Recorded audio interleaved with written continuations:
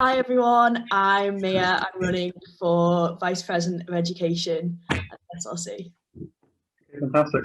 So you're currently an SLC General Rep. What have you been doing this last year?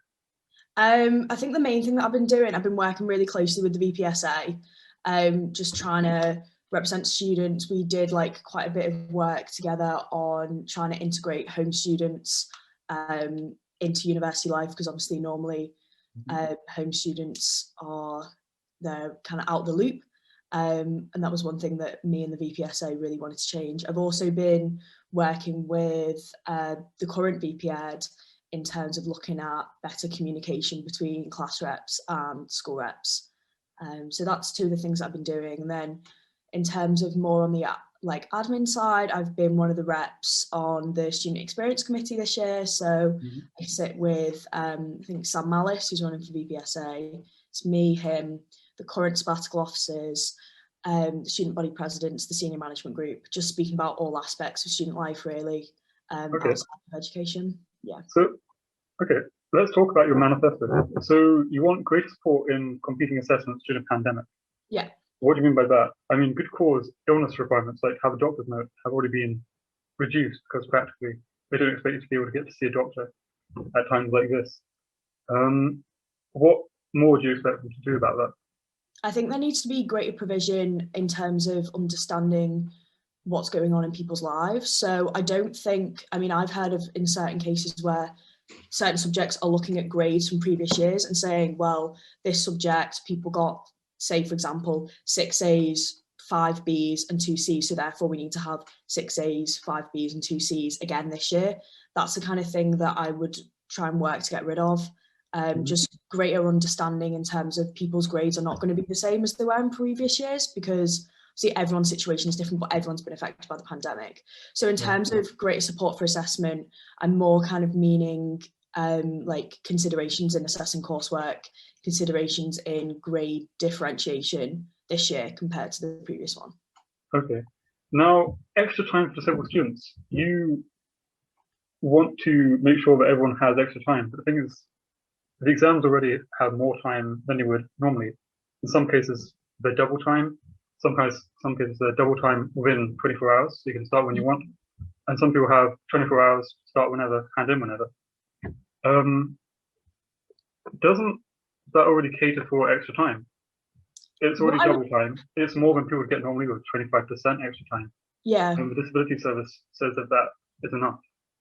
Well, I would argue that it's not, and especially speaking to my disabled peers, both at the University of Glasgow and outside, what I'm referring to here is the subjects where they're just given double time.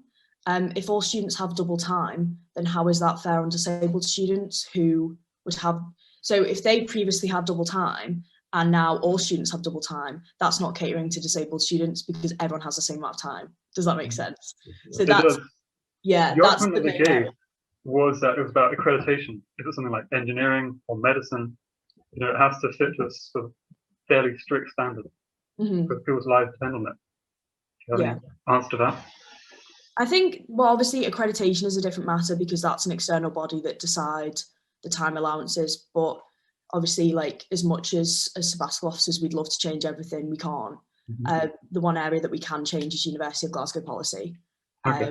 So that would be where I would focus on. Obviously, accreditation is kind of a different matter, but for subjects like chemistry or physics, where people just have standard double time and there's no extra consideration for disabled students, that would kind of be where I would want to be focusing on. Okay. You want there to be elected class reps across the whole university?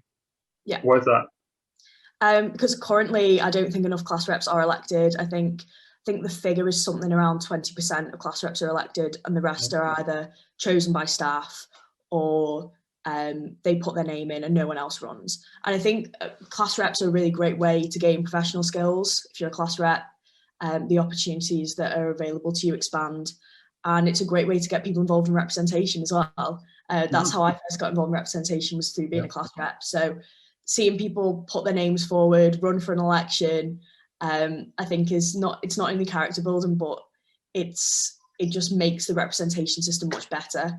I know the person who's running against me for VP-Ed feels the same way about that. So I think it's something that I think the student body could really benefit from if all class reps were I mean, you can't force people to run, because often we get emails month after month saying, guys, come forward.